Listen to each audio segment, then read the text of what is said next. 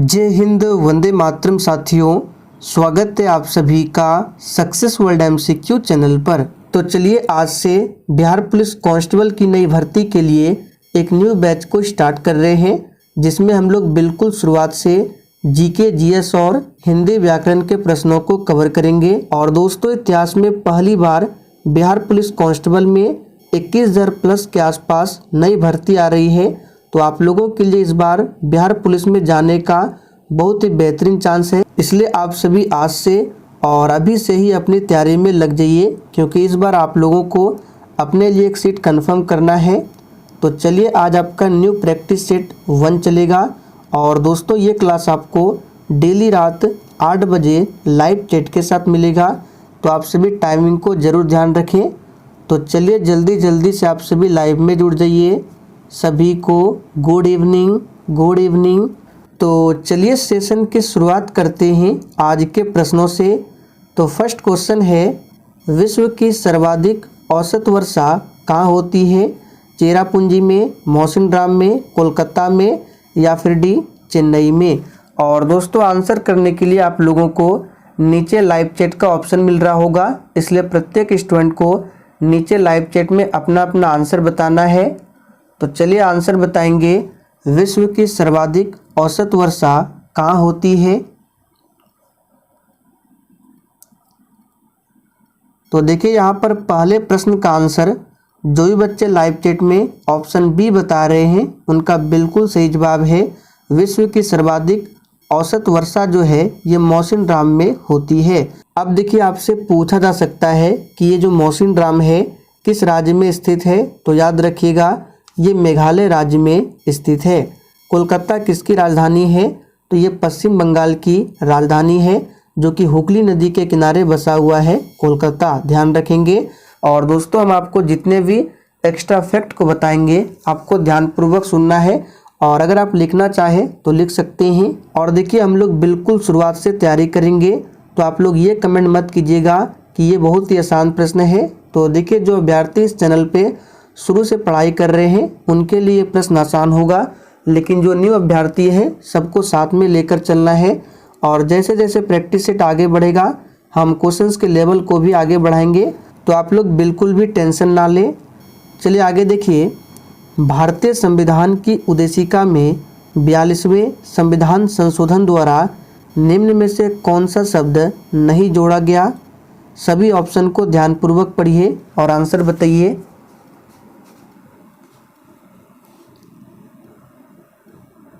तो यहाँ पर दूसरे प्रश्न का आंसर जो भी बच्चे लाइव चैट में ऑप्शन डी बता रहे हैं उनका बिल्कुल सही जवाब है, गणराज्य शब्द को नहीं जोड़ा गया था। अब देखिए, उद्देशिका की बात करते हैं तो इसको प्रस्तावना कहा जाता है, और प्रस्तावना को संविधान सभा के सामने किसने प्रस्तुत किया था? तो पंडित जवाहरलाल नेहरू ने। आपसे पूछ सकता है कब पेश किया था? तो 13 दिसंबर 1946 को पंडित जवाहरलाल नेहरू ने संविधान सभा के सामने उद्देशिका यानी कि प्रस्तावना को पेश किया था। अब बात करते हैं 42वां संविधान संशोधन कब होता है? तो 1976 में। और इसके तहत प्रस्तावना में यानी कि उद्देशिका में 3 शब्दों को जोड़ा गया था। कौन कौन से 3 शब्द है? समाजवादी, पंथ निरपेक्ष और अखंडता। तो गणराज्य नहीं होगा, ध्यान रखना है। और जो कल मध्य निषेध सिपाही की परीक्षा ली गई है उसमें प्रश्नों का लेवल जो रखा गया था मॉडरेट लेवल का रखा गया था। जो एग्जाम का पैटर्न होता है उससे हटकर पूछा गया था, ज़्यादा टफ भी नहीं था, लेकिन कुछ क्वेश्चंस थे जो सीडीएस एनडीए लेवल का भी पूछ दिया गया था। इसलिए हम लोग इस बार कोई भी रिस्क नहीं लेंगे, प्रैक्टिस सेट में इजी, मॉडरेट, टफ सभी लेवल के प्रश्नों को कवर करेंगे। आगे देखिए, निम्नलिखित में से कौन सा एक जीवाणु जनित रोग नहीं है? चलिए आप सभी तीसरे प्रश्न के लिए आंसर बताएंगे, और अगर आपको किसी भी प्रश्न में किसी भी प्रकार का थोड़ा भी डाउट हो तो आप लोग तुरंत कमेंट करके पूछ सकते हैं। आपके कमेंट का रिप्लाई 100% दिया जाएगा। तो यहाँ पर तीसरे प्रश्न का आंसर क्या होगा? जीवाणु जनित यानी बैक्टीरिया जनित रोग नहीं है, तो इसका आंसर हो जाएगा इन्फ्लुएंजा, क्योंकि ये जो रोग है ये विषाणु यानी कि वायरस से होने वाला रोग है। बाकी हैजा, क्षय रोग, एंथ्रेक्स जिसको गिल्टी रोग भी कहा जाता है, ये सभी बैक्टीरिया जनित रोग है। और देखिए ये जो क्षय रोग है इसको बोला जाता है टीबी या क्षय रोग एक ही चीज़ है। आगे देखिए, मतदान की आयु 21 वर्ष से घटाकर 18 वर्ष की गई थी, किस संविधान संशोधन से किया गया था? आंसर बताएंगे। और देखिए इसका PDF आपको टेलीग्राम पर मिल जाएगा।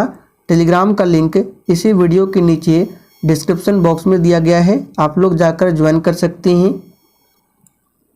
तो मतदान की आयु 21 वर्ष से घटाकर 18 वर्ष किया गया था। तो कौन सा संविधान संशोधन था? याद कर लीजिए, 61वां संविधान संशोधन। अब आपसे पूछा जा सकता है ये संशोधन कब होता है? तो 1989 में। इन सभी फैक्ट को ध्यान रखेंगे। आगे देखिए, भारतीय संविधान पूर्णतः किस तिथि से लागू हुआ था? बिल्कुल आपको सोच समझकर आंसर करना है। और इस प्रैक्टिस सेट में आपके जितने भी प्रश्न सही होंगे आपको सेशन के लास्ट में कमेंट करके अपना अपना स्कोर जरूर बताना है। मैं सभी के स्कोर को चेक करूंगा। तो देखिए, भारतीय संविधान पूर्णतः किस तिथि से लागू हुआ था? तो सबसे पहले हम लोग जान लेते हैं ये बनकर कब तैयार हुआ था। तो देखिए, बनकर तैयार हुआ था 26 नवंबर, यहाँ पे लिख देते हैं 26 नवंबर 1949 को हमारा संविधान बनकर तैयार हुआ था। और बनने में कितना समय लगा था? तो 2 वर्ष 11 माह 18 दिनों का समय लगा था। और ये पूर्ण रूप से कब लागू हुआ था? तो आप सभी जानते हैं 26 जनवरी 1950। तो यहाँ पर डी ऑप्शन जो भी बच्चे दिए हैं बिल्कुल सही जवाब है, 26 जनवरी 1950। आगे देखिए, भारतीय संसद में कितने सदन हैं? चलिए आप सभी 6 के लिए आंसर बताएंगे। भारतीय संसद में कितने सदन है? तो यहाँ पर इस प्रश्न का आंसर जो ये बच्चे 3 बता रहे हैं उनका बिल्कुल गलत है। देखिए यहाँ पे क्या पूछा गया है, संसद में कितने सदन है, ना कि अंग है। देखिए भारतीय संसद के 3 अंग है, कौन कौन से? लोकसभा, राज्यसभा और राष्ट्रपति। लेकिन यहाँ पे क्या पूछा गया है? सदन। तो 2 सदन है, आप सभी जानते हैं, लोकसभा और राज्यसभा। तो आंसर क्या होगा? 2, ना कि 3। तो इसलिए बोलते हैं आपको ध्यान से प्रश्न पढ़ना है। तो आंसर क्या होगा? ए ऑप्शन, 2 सदन है। जीएसटी का पूरा अर्थ क्या होता है? चलिए 7 के लिए फटाफट से आंसर कीजिए। जीएसटी इसका फुल फॉर्म क्या होता है आपको बताना है। तो देखिए यहाँ पर जो बच्चे ऑप्शन ए बता रहे हैं उनका बिल्कुल सही जवाब है, गुड्स एंड सर्विस टैक्स। ये जीएसटी का फुल फॉर्म है। अब आपसे पूछा जा सकता है जीएसटी जो है ये किस प्रकार का टैक्स यानी कि कर है? तो याद रखिएगा ये अप्रत्यक्ष कर है, यहाँ पे लिख देते हैं अप्रत्यक्ष यानी कि इनडायरेक्ट टैक्स के उदाहरण है जीएसटी। और भारत में जीएसटी कब लागू होती है? तो इसको भी नोट कीजिए, 1 जुलाई 2017 से भारत में जीएसटी लागू होती है। और विश्व का ऐसा पहला कौन सा देश है जहां पर सबसे पहले जीएसटी लागू हुआ था? तो इसे भी याद करेंगे, फ्रांस। आगे बढ़ते हैं, नर्मदा नदी मध्य प्रदेश में खाली स्थान से निकलती है। चलिए 8 के लिए आंसर कीजिए फटाफट से। नर्मदा नदी मध्य प्रदेश में कहाँ से निकलती है?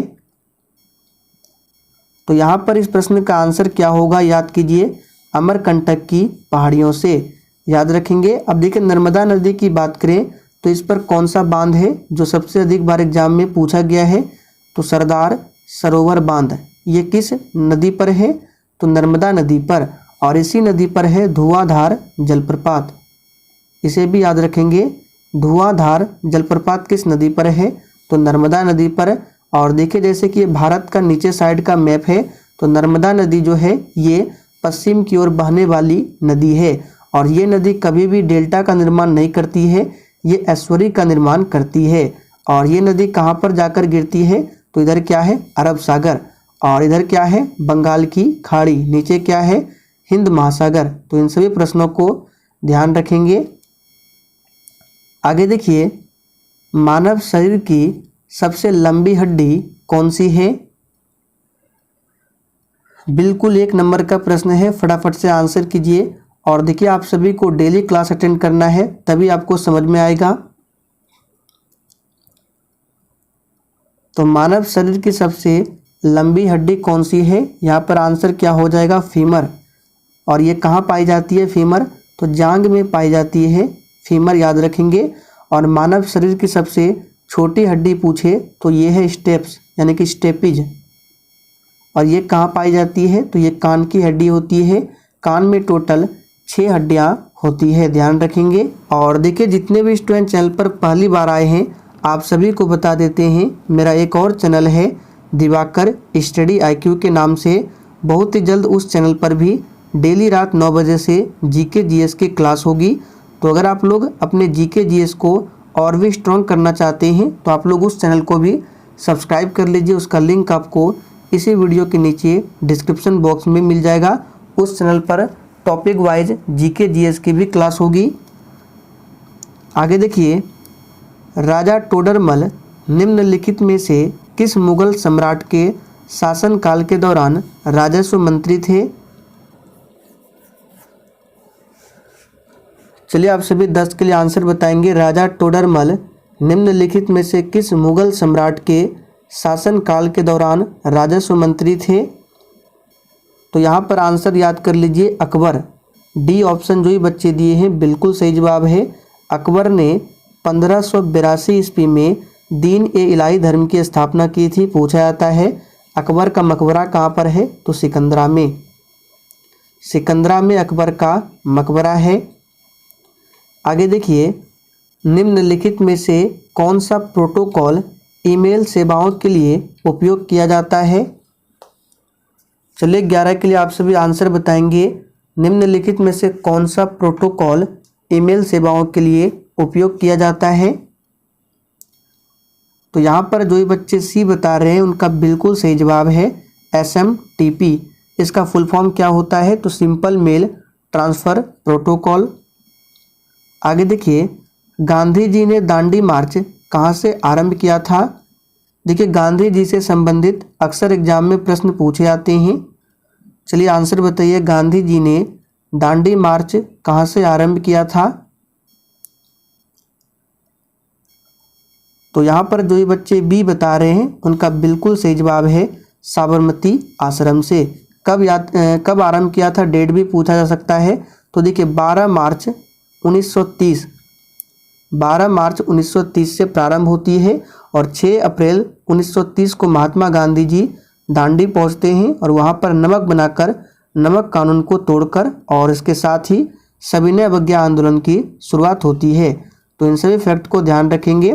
आपसे पूछा जा सकता है महात्मा गांधी जी के राजनीतिक गुरु कौन थे? तो गोपाल कृष्ण गोखले। महात्मा गांधी जी दक्षिण अफ्रीका से भारत कब आए थे? 9 जनवरी 1915 को। और इसीलिए प्रत्येक वर्ष 9 जनवरी को भारतीय प्रवासी दिवस मनाया जाता है। सुदीरमन कप किस खेल से संबंधित है? चलिए 13 के लिए आंसर बताएंगे। और दोस्तों अगर आप लोग सही से और प्रॉपर तरीके से तैयारी करना चाहते हैं तो देखिए हम आपको जितने भी एक्स्ट्रा फैक्ट बताएंगे आपको सभी एक्स्ट्रा फैक्ट्स को कॉपी में लिखते जाना है। इससे नोट्स तैयार होगा।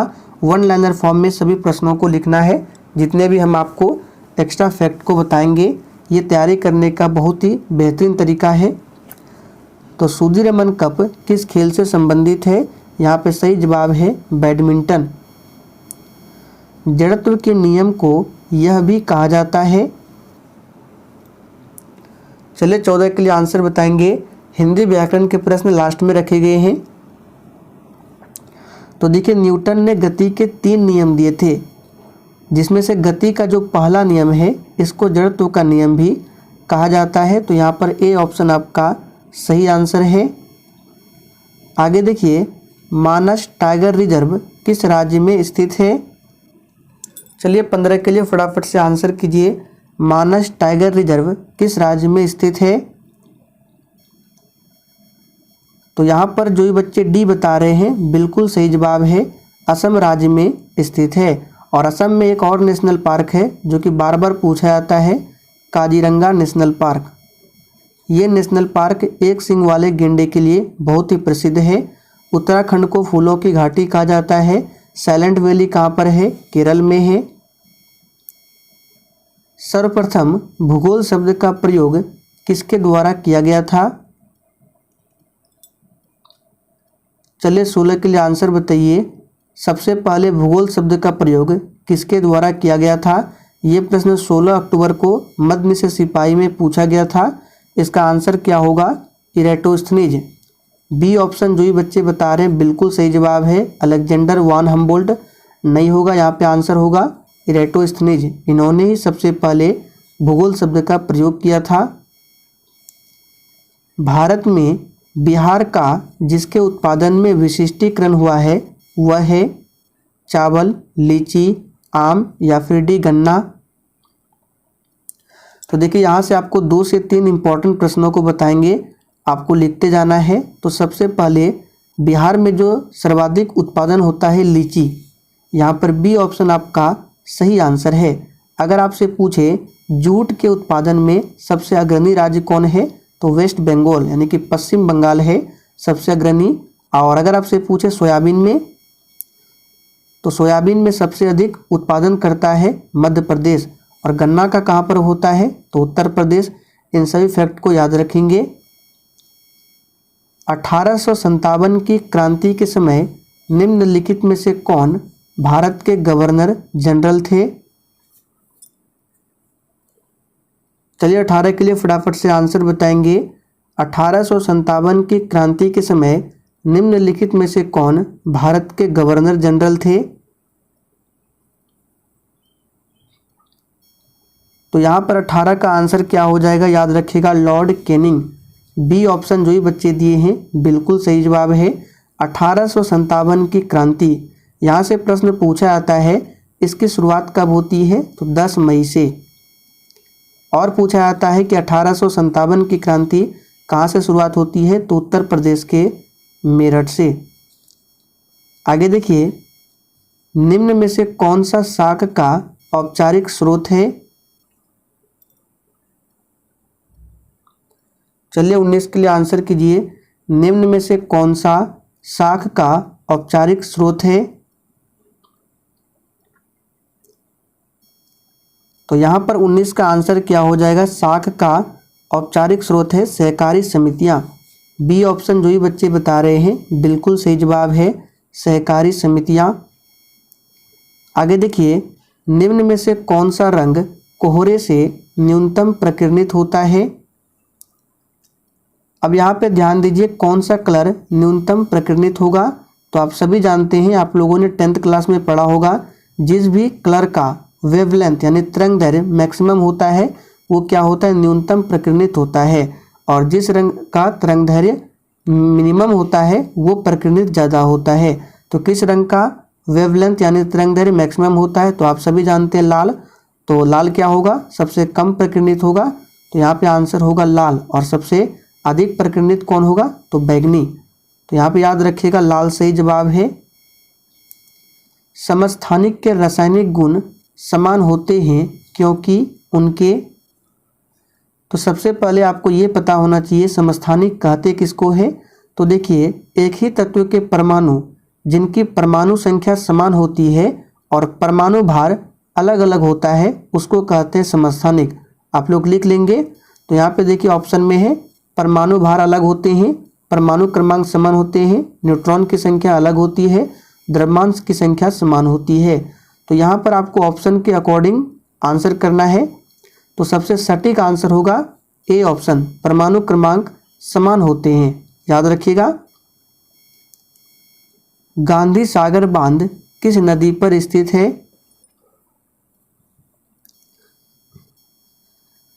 तो यहाँ पर जो ही बच्चे चंबल बता रहे हैं बिल्कुल सही जवाब है, चंबल नदी पर है गांधी सागर बांध।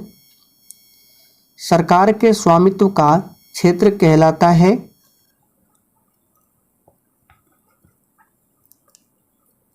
चलिए 23 के लिए आंसर कीजिए। सरकार के स्वामित्व का क्षेत्र क्या कहलाता है? तो यहाँ पे 23 का आंसर क्या हो जाएगा, सार्वजनिक क्षेत्र, याद रखिएगा। बी ऑप्शन जो ही बच्चे बता रहे हैं उनका बिल्कुल सही जवाब है। कैल्शियम का परमाणु संख्या क्या है? चलिए 24 के लिए आंसर बताइए, कैल्शियम का परमाणु संख्या क्या है? और देखिए 2 से 3 दिन के अंदर ही जो स्टूडेंट दरोगा के लिए प्रैक्टिस सेट लगाना चाहते हैं स्टार्ट हो जाएगा। तो आप लोग चैनल को सब्सक्राइब कर लीजिए ताकि वो क्लास आपसे मिस ना हो। तो देखिए कितना आसान प्रश्न है और ये पूछा हुआ प्रश्न है। कैल्शियम का परमाणु क्रमांक होता है 20। यहाँ पर बी ऑप्शन आपका सही आंसर है। खाद्य श्रृंखला का प्रथम पोषण स्तर निर्मित होता है?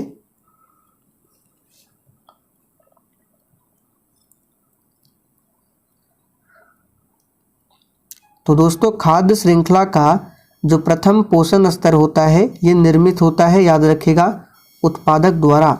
यहाँ पर ए ऑप्शन जो ही बच्चे दिए हैं बिल्कुल सही जवाब है, उत्पादक द्वारा। निम्नलिखित में से कौन सा इमल्शन का उदाहरण है? चलिए 26 के लिए आंसर कीजिए।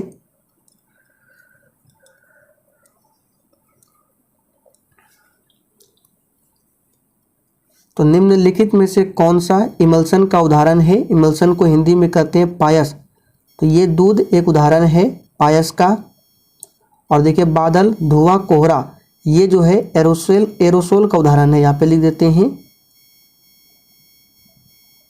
एरोसोल का उदाहरण है बादल, धुआं और कोहरा। विश्व मधुमेह दिवस मनाया जाता है? चलिए 27 के लिए आंसर कीजिए। विश्व मधुमेह दिवस मनाया जाता है, तो याद रखिएगा ये 14 नवंबर को मनाया जाता है और 14 नवंबर को ही बाल दिवस मनाया जाता है। मधुमेह इसको बोला जाता है डायबिटीज। और ये क्यों होता है? तो इंसुलिन की कमी से, इंसुलिन की कमी के कारण ये मधुमेह बीमारी होती है। 9 जनवरी को भारतीय प्रवासी दिवस मनाया जाता है। 4 फरवरी को विश्व कैंसर दिवस मनाया जाता है। काल वैसाखी चलती है? चलिए 28 के लिए आंसर कीजिए। काल वैसाखी चलती है? तो देखिए काल वैसाखी जो है ये पश्चिम बंगाल में चलती है। यहाँ पर डी ऑप्शन आपका सही आंसर है। असहयोग आंदोलन को वापस लेने के पश्चात किसने स्वराज पार्टी का गठन किया था? चलिए 29 के लिए आंसर कीजिए। असहयोग आंदोलन को वापस लेने के पश्चात किसने स्वराज पार्टी का गठन किया था? तो स्वराज पार्टी का गठन हुआ था 1923 में। किसने किया था? CR दास और मोतीलाल नेहरू ने। तो ऑप्शन में देखिए यहाँ पे CR दास दिया हुआ है, मोतीलाल नेहरू नहीं है। असहयोग आंदोलन की शुरुआत कब होती है? 1 अगस्त 1920 से। और इसको वापस कब लिया गया था? तो 1922 में। किसके कारण? तो चौरी चौरा हत्याकांड के कारण असहयोग आंदोलन को वापस लिया गया था। साइनोबैक्टीरिया तथा माइकोप्लाज्मा किस समूह के उदाहरण है? और देखिए जिसने अभी तक सेशन को लाइक नहीं किया है तो प्लीज़ आप सभी सेशन को दिल से एक बार ज़रूर लाइक करेंगे। सेशन पसंद आ रहा हो तभी लाइक करना है। तो साइनोबैक्टीरिया तथा माइकोप्लाज्मा ये किस समूह के उदाहरण है? तो मोनेरा समूह के अंतर्गत आते हैं। गल्फ स्ट्रीम क्या है? चलिए 31 के लिए आंसर कीजिए। गल्फ स्ट्रीम क्या है? तो यहाँ पर 31 का आंसर है, यह एक क्या है? महासागरीय धारा है। गल्फ स्ट्रीम जो है यह एक उष्ण महासागरीय धारा है और इसे यूरोप का गर्म कंबल भी कहा जाता है। तो आंसर क्या होगा? एक महासागरीय धारा। महाराष्ट्र एवं कर्नाटक में पश्चिमी घाट क्या कहलाते हैं? चलिए 32 के लिए आंसर बताएंगे। महाराष्ट्र एवं कर्नाटक में जो पश्चिमी घाट है क्या कहलाते हैं? सह्याद्री। यहाँ पर बी ऑप्शन आपका सही जवाब है, सह्याद्री। और जहाँ पर पश्चिमी घाट और पूर्वी घाट मिलते हैं यहाँ पर कौन सी पहाड़ी है? तो यहाँ पर है, याद रखिएगा, नीलगिरी की पहाड़ी। पूछा जाता है एग्जाम में। और इस नीलगिरी पहाड़ी की सबसे ऊंची चोटी का नाम क्या है? तो यहाँ पे है दोदा बेटा, याद रखिएगा, दोदा बेटा ये नीलगिरी पहाड़ी की सबसे ऊंची चोटी है। दामोदर घाटी निगम कब स्थापित हुई?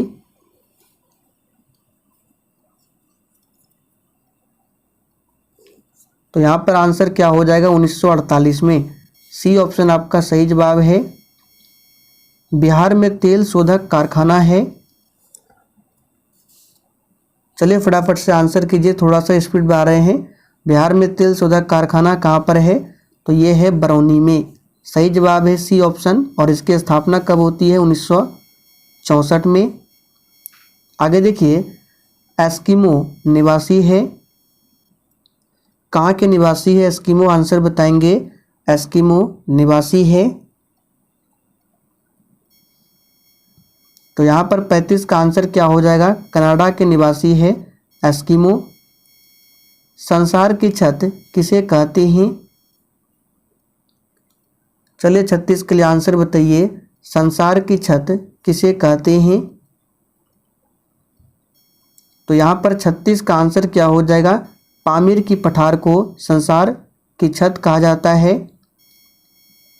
निम्न में से कौन सा लोक जनजातीय नृत्य कर्नाटक से संबंधित है? देखिए, नृत्य की बात करें तो भारत में शास्त्रीय नृत्य पूछा जाता है, कितने हैं? तो 8 शास्त्रीय नृत्य है। और भारत में शास्त्रीय भाषा पूछे कितने हैं? तो 6 है। आप लोग नोट कर लेंगे। यहाँ पर आंसर क्या होगा? यक्षगान। निम्नलिखित में से क्या उच्च न्यायालय और उच्चतम न्यायालय, देखिए उच्च न्यायालय को हाई कोर्ट कहा जाता है, उच्चतम न्यायालय को सर्वोच्च न्यायालय और सुप्रीम कोर्ट, तो दोनों की अधिकारिता के अधीन क्या आता है?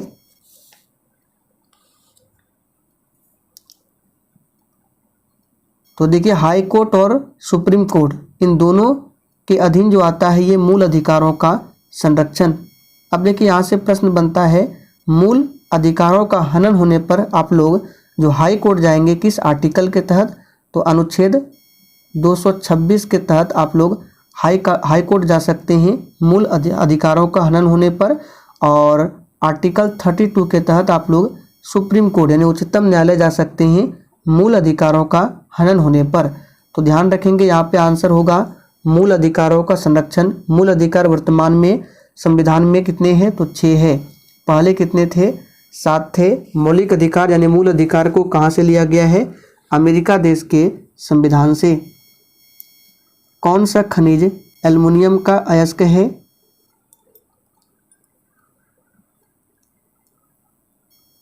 तो यहाँ पर आंसर क्या होगा? कौन सा खनिज एल्युमिनियम का अयस्क है? तो सही जवाब है ऑप्शन बी, बॉक्साइट।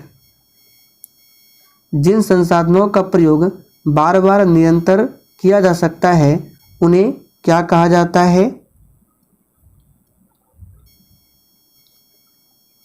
तो देखिए, उसे कहा जाता है नवीकरणीय। यहाँ पे डी ऑप्शन आपका सही जवाब है। और नवीकरणीय ऊर्जा संसाधन के उदाहरण है सौर ऊर्जा, पवन ऊर्जा, जल विद्युत ऊर्जा, ये सभी है। मानचित्र बनाने के विज्ञान को क्या कहते हैं? चलिए 41 के लिए आंसर बताइए। तो देखिए, मानचित्र बनाने के विज्ञान को क्या कहा जाता है? तो कार्टोग्राफी। अंतर्राष्ट्रीय परमाणु ऊर्जा एजेंसी का मुख्यालय कहाँ पर स्थित है? चलिए 42 के लिए आंसर बताइए। अंतर्राष्ट्रीय परमाणु ऊर्जा एजेंसी का हेडक्वार्टर कहाँ पर है? तो ये स्थित है कहाँ पर? वियना। वियना ऑस्ट्रिया की राजधानी है। ए ऑप्शन आपका सही जवाब है। टिहरी बांध का निर्माण किस नदी पर किया गया है? चलिए 43 के लिए आंसर कीजिए। टिहरी बांध का निर्माण किस नदी पर किया गया है? तो याद रखिएगा, इसका निर्माण किया गया है भागीरथी नदी पर। किस राज्य में? तो उत्तराखंड राज्य में। मरणोपरांत भारत रत्न की उपाधि पाने वाला पहला व्यक्ति कौन था?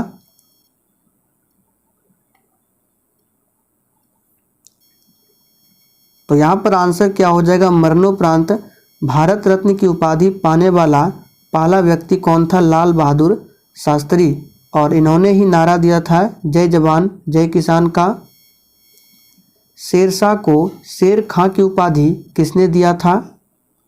शेरशाह सूरी का मकबरा भी पूछा जाता है, तो बिहार के सासाराम में है। और अभी हमने आपको थोड़ी देर पहले बताया था अकबर का मकबरा जो कि सिकंदरा में है। एक और याद कर लीजिए, बाबर का मकबरा पूछता है तो काबुल में है। तो 3 मकबरे हमने आपको बताया, अकबर का सिकंदरा में, बाबर का काबुल में और शेरशाह सूरी का बिहार के सासाराम में है। नोट कर लेंगे। तो यहाँ पर आंसर क्या हो जाएगा? ऑप्शन ए मोहम्मद नूहानी ने। लोकसभा के स्पीकर का निर्वाचन होता है,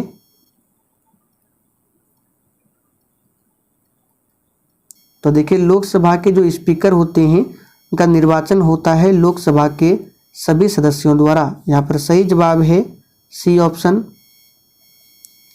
अंतर्राष्ट्रीय प्रवासी दिवस कब मनाया जाता है? वाले प्रश्न को ध्यान से पढ़िए। तो देखिए यहाँ पे जो बच्चे 9 जनवरी बता रहे हैं बिल्कुल गलत है। हमने आपको भारतीय प्रवासी दिवस बताया था 9 जनवरी को, ना कि अंतर्राष्ट्रीय। अंतर्राष्ट्रीय प्रवासी दिवस मनाया जाता है 18 दिसंबर को। ध्यान रखेंगे। सही जवाब क्या होगा यहाँ पे? B option. लोसुंग त्योहार कहाँ लोकप्रिय है? यहाँ पे लोसुंग होगा इस तरह से। लोसुंग त्योहार कहाँ लोकप्रिय है? तो याद रखिएगा सिक्किम में। सही जवाब है बी ऑप्शन, सिक्किम में। जनसंख्या की दृष्टि से सबसे छोटा राज्य सिक्किम है और क्षेत्रफल में सबसे छोटा गोवा है। योनेक्स कप किस खेल से संबंधित है? तो दोस्तों योनेक्स कप जो है ये संबंधित है किस खेल से? तो याद रखिएगा बैडमिंटन से। सूरज ताल झील किस राज्य में स्थित है? तो सूरज ताल झील जो है ये हिमाचल प्रदेश में स्थित है। अब यहाँ से हिंदी व्याकरण के प्रश्न है। निम्नलिखित में से ईश्वर का सही पर्यायवाची क्या है? सभी ऑप्शन को एक एक करके पढ़िए फिर आंसर बताइए। इन चारों ऑप्शन में से ईश्वर का सही पर्यायवाची क्या है? तो यहाँ पर जो भी बच्चे ए बता रहे बिल्कुल सही जवाब है जगदीश, ईश, ये सभी ईश्वर के पर्यायवाची है। पाताल शब्द का उचित विलोम क्या है? देखिए कल एग्जाम में पूछा गया था अनुराग का विलोम। देख सकते हैं हिंदी व्याकरण से कितना आसान प्रश्न पूछा जाता है। अनुराग का विलोम क्या होता है? तो आप सभी जानते हैं विराग। और एक पूछा गया था, ऐसे था प्रश्न कि इन चारों ऑप्शन में से कौन रात्रि का विलोम, या कुछ ऐसे ही था, रात्रि का विलोम या फिर समानार्थी शब्द। तो उसमें जो आंसर था वो था सजनी। ऑप्शन में दिया था रजनी, ऐसे कुछ था। तो पाताल शब्द का उचित विलोम क्या होगा? याद रखिएगा आकाश। जिस क्रिया का फल कर्ता पर पड़ता है उसे क्या कहते हैं? चलिए 54 के लिए आंसर बताएंगे। तो चलिए इसको एग्जाम्पल से आपको समझाते हैं। जैसे यहाँ पे लिखते हैं राम सोता है। अब इसमें आप लोग बताइए इसमें क्या है? राम क्या है? कर्ता है। सोना क्या है? ये क्रिया है। आप लोग बताइए क्या इसमें कर्म है? नहीं है। तो देखिए जिस भी वाक्य में कर्म नहीं होता है वो होता है अकर्मक। अकर्मक यानी कि इसमें कर्म नहीं है। तो जब कर्म नहीं होगा तो क्रिया का फल किस पर पड़ेगा? कर्ता पर पड़ेगा। जैसे राम सोता है तो सोने का काम कौन करता है? राम, यानी क्रिया का फल पड़ रहा है कर्ता पर। तो जिस क्रिया का फल कर्ता पर पड़ते हैं उसको क्या कहते हैं? अकर्मक, यानी कि इस वाक्य में कर्म नहीं होगा। तो आंसर क्या होगा? सी ऑप्शन, अकर्मक। और जिसमें क्रिया का फल जो है वो कर्ता पर नहीं कर्म पर पड़ता है उसको बोलते हैं सकर्मक। तो दोनों अंतर को याद रखेंगे। नीचे दिए गए वाक्य के लिए एक उपयुक्त शब्द चुनिए। पुरुष एवं स्त्री का जोड़ा उसको क्या कहते हैं? यानी पुरुष एवं स्त्री का जो जोड़ा होगा उसको क्या कहेंगे? तो सटीक जो आंसर होगा उसको बोलते हैं दंपत्ति। पति पत्नी नहीं होगा, ना युगल होगा, ना युग्म होगा। आंसर क्या होगा? दंपत्ति। तो चलिए दोस्तों आज के लिए इतना ही। अगर आपको सेशन थोड़ा भी पसंद आया हो तो जितना हो सके सेशन को अधिक से अधिक शेयर कीजिए ताकि आप लोगों के लिए ये क्लास एग्जाम तक ऐसे ही चलता रहे।